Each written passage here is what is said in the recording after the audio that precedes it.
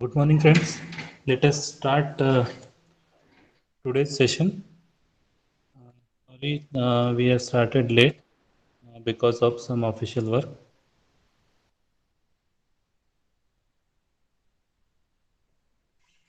In today's session, we'll be going to discuss one more type of problem. Uh, Obviously, it is FEA related, but the statement of the problem and the geometry given is bit different, and we need some logical calculation solve this problem. So it is given in the statement for a tapered bar, which is shown in the figure. We have to determine the displacement. We have to determine only the displacement by modeling the bar made up of three elements, and we have to assume E is equal to 200 gigapascal. Okay. So previously, whatever the problems that we have solved, in those problems we encountered a situation in the statement only we have given with our tapered bar. But in this, step bar. In this we have given a tapered bar, a single entity, and we have to uh, discretize it into three elements. So obvious choice is tapered bar can be discretized into a step bar. So we have discretized this step bar. Okay, so overall length is 300 millimeter. So three equal parts we are dividing. So each part is element is having 100 millimeter length. That is not an issue. But the question arises, what will be the mean diameter for your step bar? Now, why we need the diameter? We need it because we are interested in finding out the area, because we need area to generate the element stiffness matrix.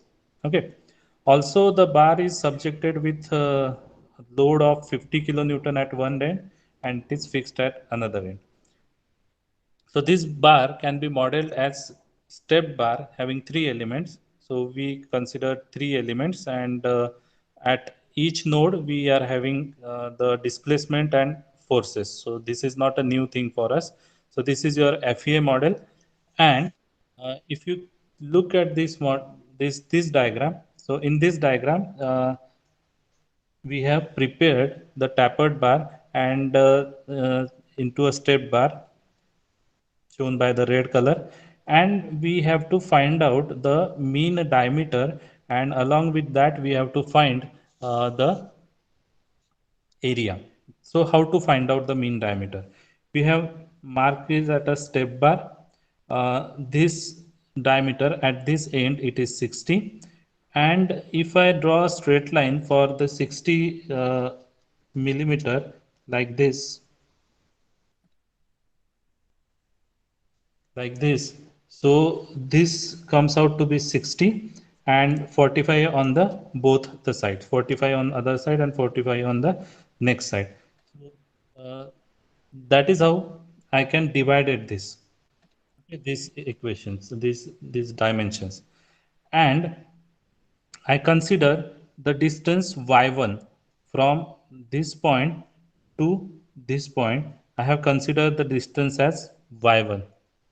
Okay, and from the same point to the another end of the second element it is y2, and from this point to this point the distance is y3.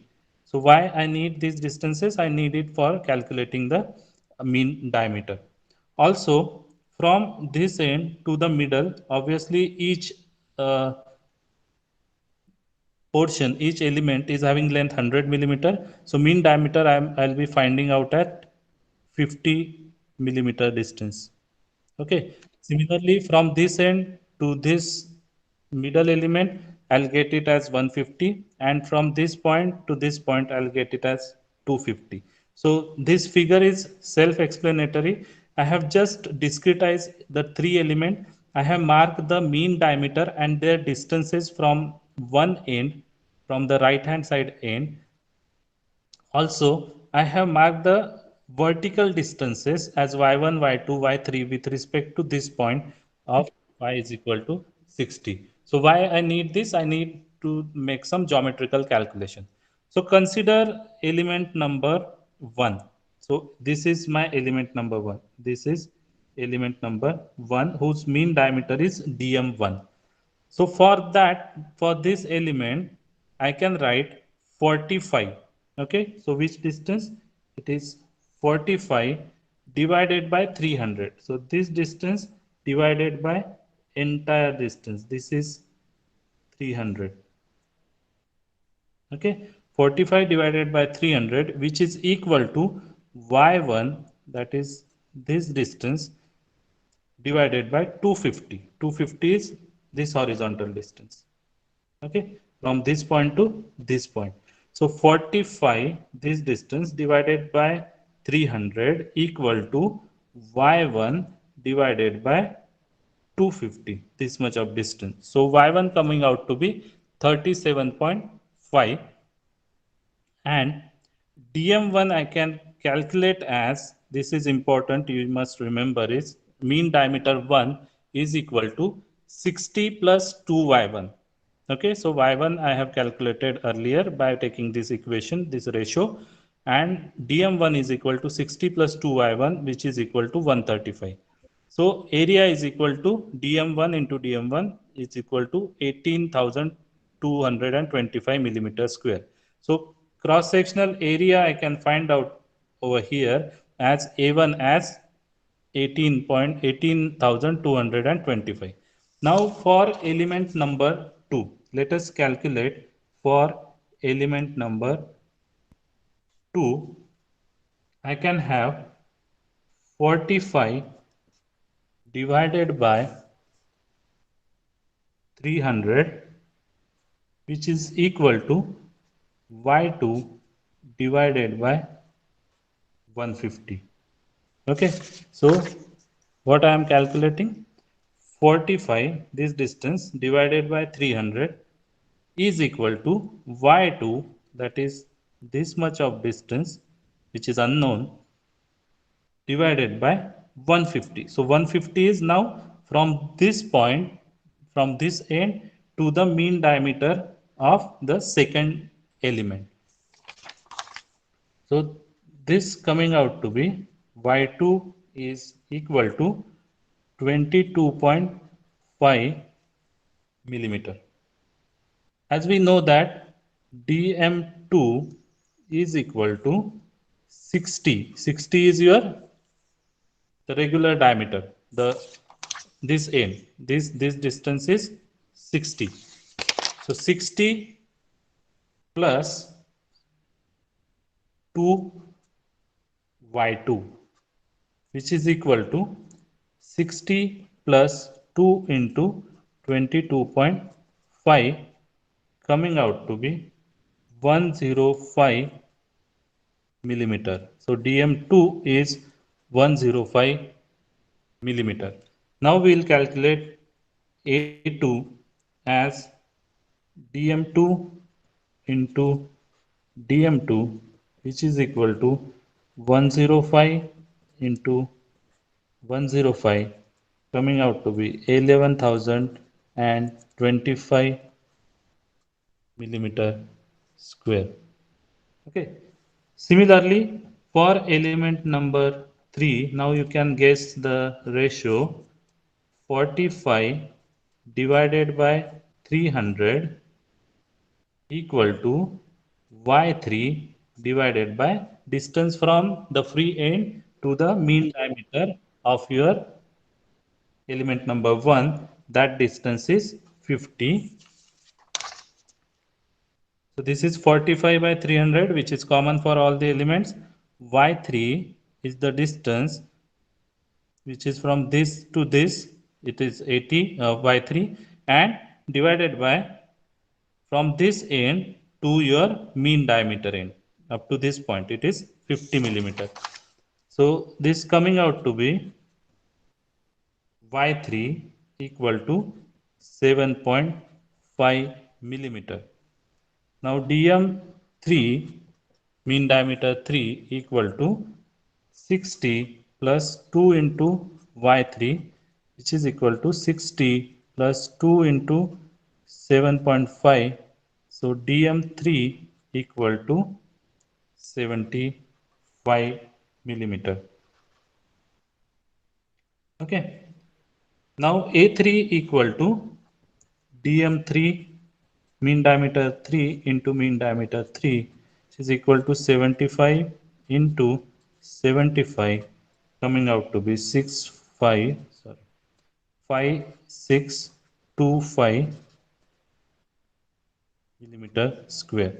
So we have A2 as this value, A3 as this, and A1 as this. So why we need all these values A1 and A2 and A3? Because we want it for calculating the element stiffness matrix. Okay. Now let us draw the element connectivity table. Now this is up to this point there are new things. After this we can go for our regular procedure. So element connectivity table.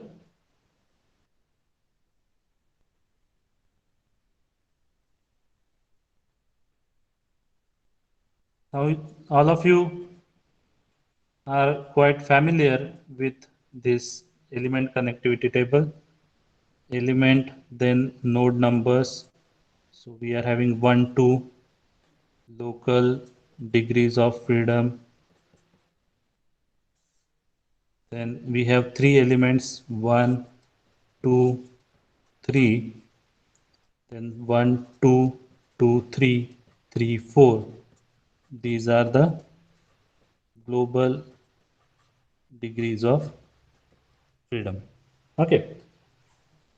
So this is done, element connectivity table.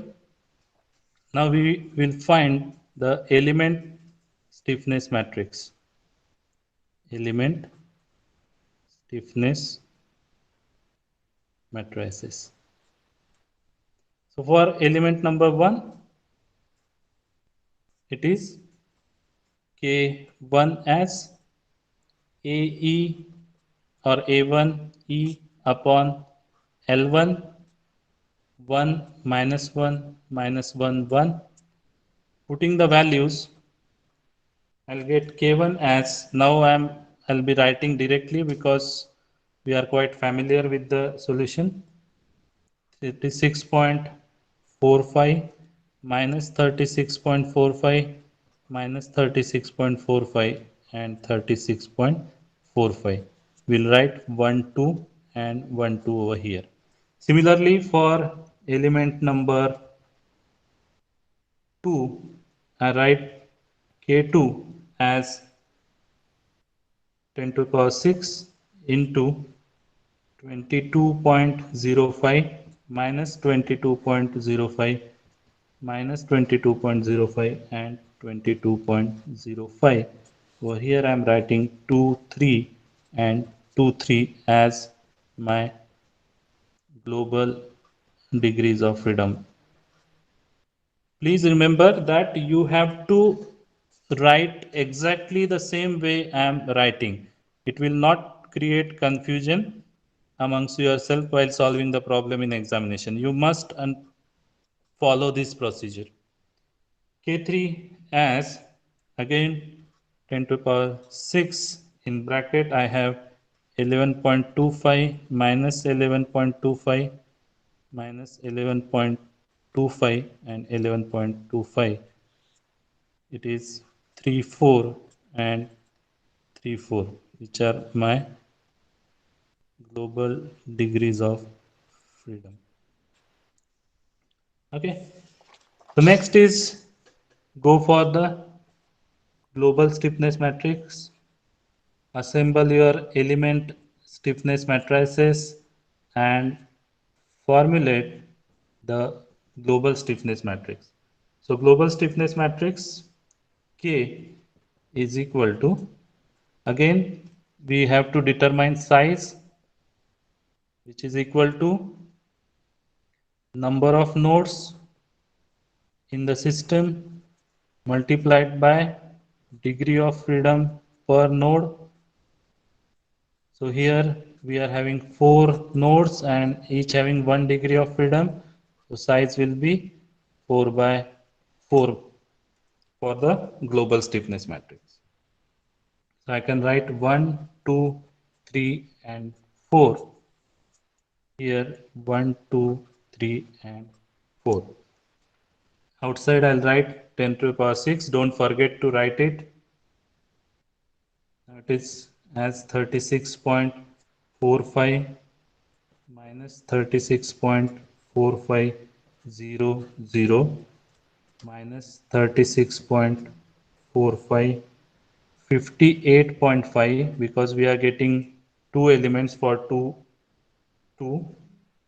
then minus 22.0500 minus 22.05 33.30 minus 11.25 0 minus 11.25 and 11.25. Okay, now we write the equation, writing equations relating to your stiffness, then displacement and force. I can write this equation, the very famous equation KQ is equal to F. This you can write it as, again I have to write my global stiffness matrix. Now you can guess how much calculations are involved while solving this problem. Since although we are solving our very basic problems, only 4 elements and maximum 4 nodes or some 5 nodes, something like that. But in actual practice, if the people are wish to solve, the node numbers are in lakhs. So if you have to solve in terms of in the number of lakhs of nodes, how much calculation and how much time it should needed. You can guess the time, although we are using some application softwares. So it is F1, F2, F3 and F4. This is my equation. Now we'll apply the elimination approach. Now we know that what we know that at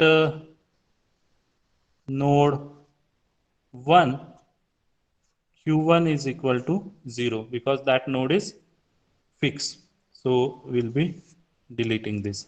Since this displacement or boundary condition at node 1, we'll be deleting first row and first column. So we are having 3 equations and 3 unknowns. So this is by applying boundary condition and this is by elimination method. Okay, don't forget to write by elimination method.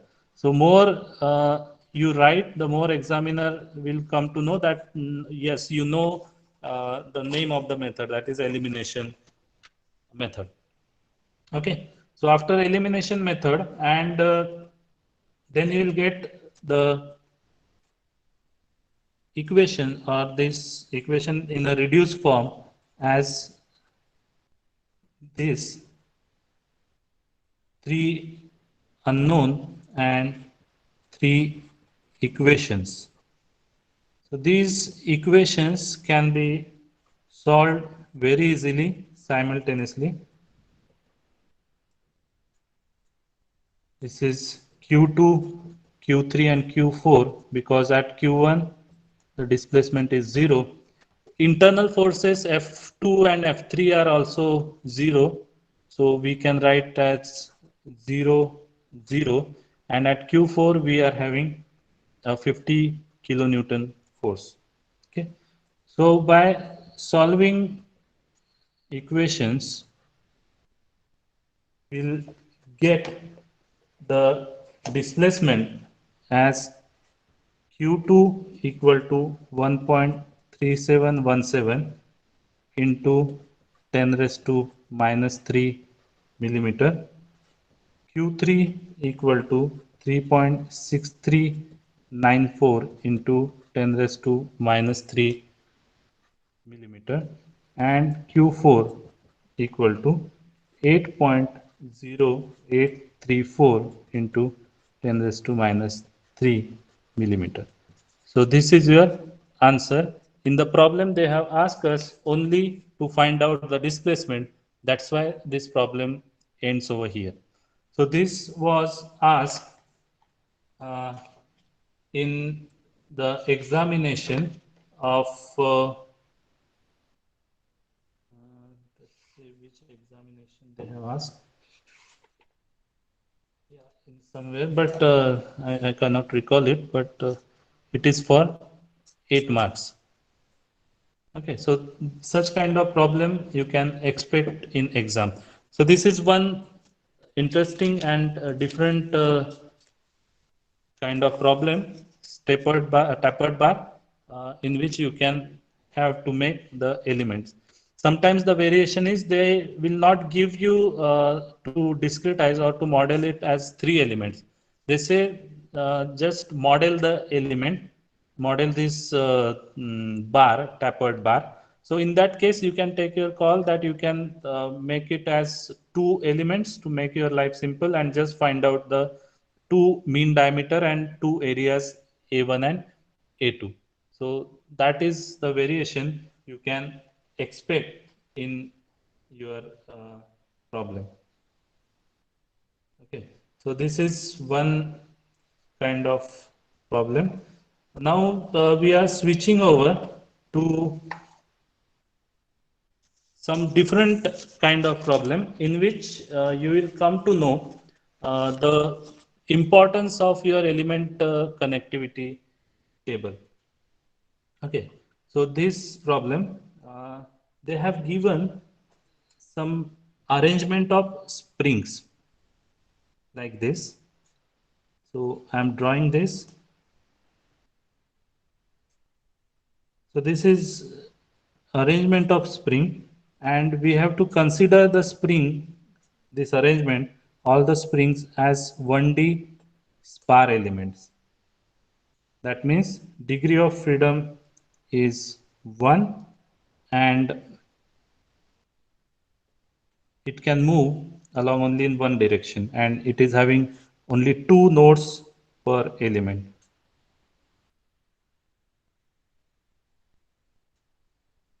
So this is another method, another way of asking the problems in your examination. So we are having another spring like this, and this is your element number 5. Okay, so you are having this first node, second, third, and this one is fourth. So 1, 2, 3, 4, 5 elements. We have to consider each spring, each spring as 1D spar element. This is one arrangement is given. Then stiffnesses for the springs are given as 500 Newton per millimeter. K2 is equal to K3 equal to 300 Newton per millimeter. K4 equal to K5 equal to 400 Newton per millimeter. So these are the stiffnesses given. Okay, and also said that for this they have applied a force of 1000 Newton. So this is one system made up of spring. So we have to model this system of spring as our finite element system. Okay, so what we'll do, we'll write the displacements and the forces applied. So this is node number 1, and we are having this spring, this element 1 having stiffness K1, and for this spring we are having displacement Q1 and force applied is F1. Then the second element will be consider this as, and this is your node number 2 we consider as, and this is your element number 2 having stiffness K2, and for this we are having the displacement Q2 and F2. Then we are having our another element, that is element number 3, which is shared by the nodes. So this is node number 2 and this is node number 3. Okay. Then another element we are having is element number 4 having K4. For this we are having Q4 and F4. Here we can write Q3 and F3. So these are the directions. Okay, so this is your node number 4. Look carefully about the nodes.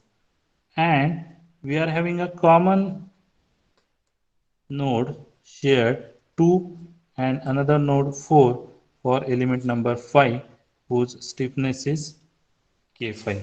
Here I can write Q5 and F5. Now this is little bit complicated system in which few nodes are shared by few elements.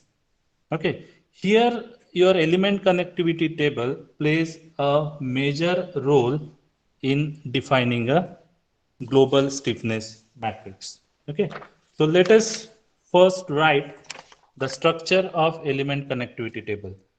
Only glimpse in this problem is element connectivity table. Once you establish the element connectivity table, rest of the things are quite simple. So I write element as E node numbers 1 and 2. These are having local degrees of freedom. I am having 5 elements 1, 2, 3, 4 and 5. Let us check for element number 1. So this is my element number 1. I can mark it as, this is my element number 1. So I am having node number 1 and 2, which is sharing the nodes 1 and 2. So global node numbers are 1 and 2 for element number 1. Now second element, this one. For second element, the node numbers given as 2 and 3 because these are on a common platform. So whatever the nodes falling on this portion, they are node numbered as node number 2. And whatever the nodes falling on these platforms, those are numbered as 3. So for element number 2, the global node numbers are 2 and 3. So I can write as 2 and 3.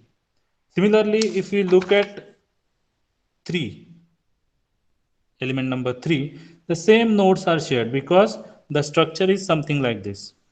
This is your nodes, node number 2 and node number 2, and these are your node number 3 and node number 3 on global level, and this is your element number 2 and this is your element number 3. So if we write on the global level, you can write for element number 2 the node numbers as 2 3, and for 3 also you can write as 2 3 only. Okay, now element number 4. So for element number 4, the structure is something like this. So this is element number 4. Okay, so this is node 3 and this is node 4. So it is in between node 3 and node 4. Now again for element number 5 we are having structure like this. So this is a portion. Here we are having node number 2 and here we are having node number 4. In between this we are our element number 5 is connected, so we can write 2 and 4. So look at the diagram. So this portion, all the nodes falling on this line are numbered as 2 on global level. All the nodes falling on this line as numbered as 4 for on global level. So if we consider this element only, element number 5, this is local level node number 2, global level node number 2 and global level node number 5. If we consider at local level, you can number it as 1 2, but don't get confused. We have to write it on the in the element connectivity table. So that is your global degrees of freedom. So it is not, the system is not straightforward.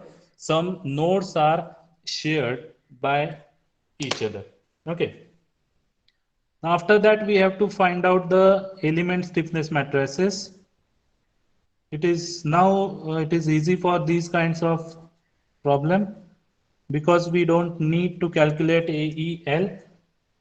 Already stiffness is given to us K1. Simply we have to put it as 500 minus 500 minus 500 and 500. Remember, write these global degrees of freedom very carefully. K2 as 300 minus 300 minus 300 300. So here I can write element number 2 3 2 3. Next K3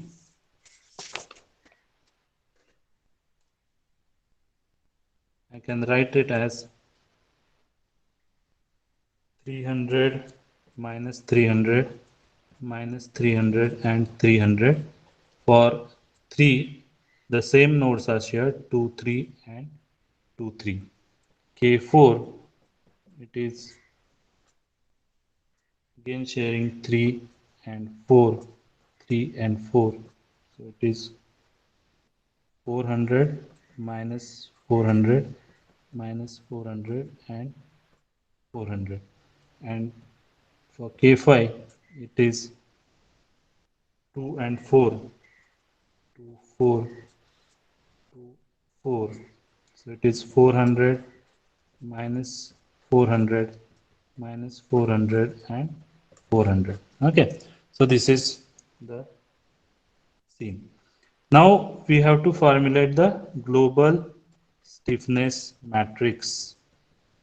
Again, now you will realize the importance of global stiffness matrix and these global degrees of freedom. Don't forget to write global degrees of freedom over here.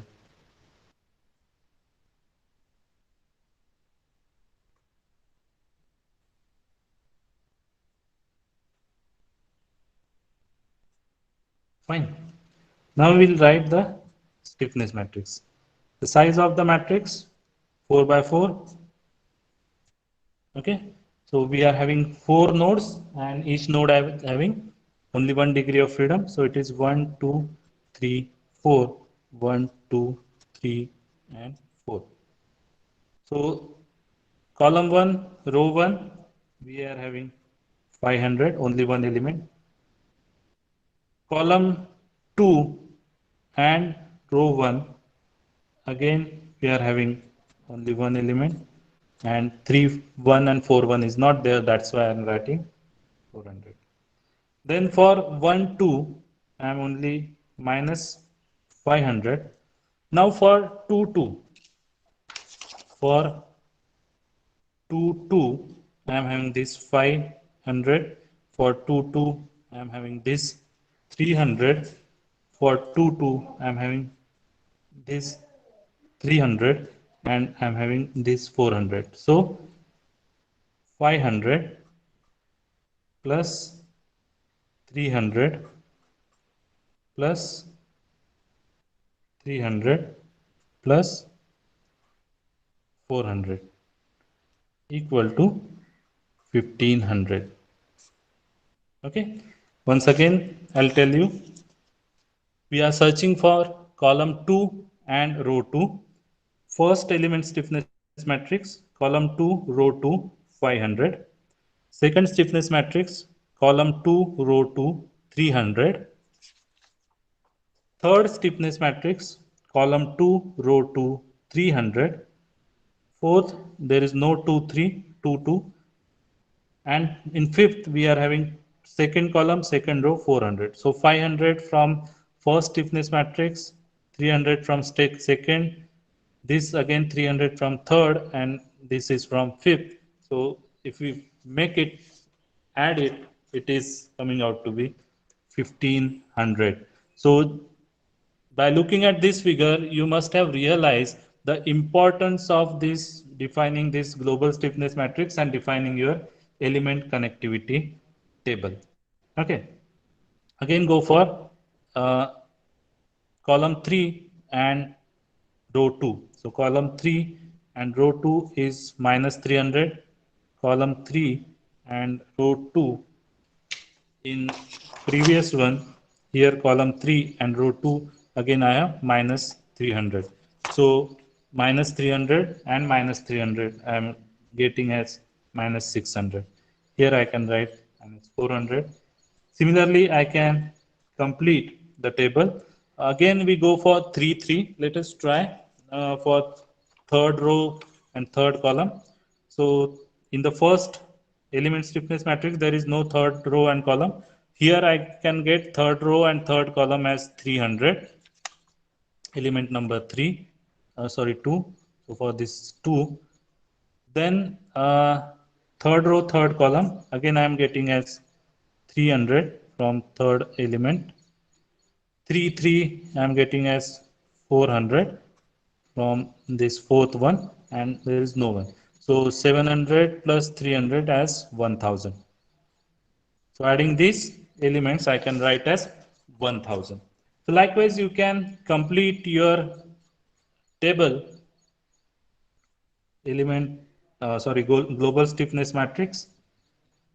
Since the stiffnesses are given directly, no need to find out your what you can say, the AE by L. Now global equation, KQ equal to F by our regular procedure, 500 minus 500, 0 0, minus 500, 1500, minus 600, minus 400, 0 minus 600, 1000, minus 400, 0 minus 400, minus 400, 800. Here I can write Q1, Q2, Q3, Q4. The forces I can write as F1, F2, F3, and F4. Okay. So now what are the boundary conditions we can apply? Check this. What are the boundary conditions we can apply? Node number 1, at node number 1, there is fixed support. So at node 1, there is fixed support. So we can say that Q1 is equal to 0. Similarly, at node 4, there is fixed support. So we can say that, and at Q4 there is displacement as 0. Also, we are having F1 equal to F2 equal to F4. The internal forces are 0. Only at node 3 we are having a force having magnitude 1000 Newton. Okay. So the internal forces F2, F3, F4 are 0 and F3 as 1000 Newton. So these are the boundary conditions for the given problem. Now By elimination approach, what we can say, Q1 is 0, Q4 0. So Q1 is 0, Q4 is 0. Okay, since the displacement and constraint at node number 1 and 4, so first row, first column, fourth row, and fourth column. So our equation reduces to 1500 minus 600 minus 600 1000 Q2 Q3, which is equal to 0 and 1000. F3, F2 is 0 and F3 is 1000. After solving this, we'll get Q2 is equal to 0.526 millimeter and Q3 is equal to 1.316 millimeter. Okay, so this is how you can solve your problem of spring also. So this is again a new pattern of problem that can be asked in the exam. So I think this much is fine for today. In next session, we'll solve one more problem on spring and then we'll proceed forward. Put your attendance in the chat box and you can log off the session. Thank you.